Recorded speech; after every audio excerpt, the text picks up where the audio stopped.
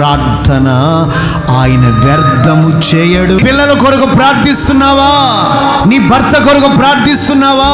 భయంకరమైనటువంటి కష్టాల వలయములో, నష్టాల ఊపిలో ఏది కలిసి రాక జీవితం అంతా అయోమయముగా భయంకరమైన పరిస్థితుల్లో నీవు ఉండి కన్నీటితో ప్రభు సన్నిధిలో ప్రార్థన చేస్తున్నావా?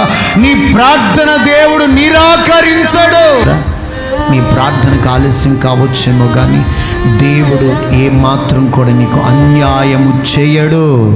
ఆకలి చంపుకొని, నిద్రను చంపుకొని, ఆహాన్ని చంపుకొని, శరీరాన్ని చంపుకొని ప్రభు బలిపీఠను బట్టి ఏడ్చి ప్రార్థన చేయి. వ్యక్తిగతంగా కన్నీటి ప్రార్థన చేసే అనుభవం నీకుందా?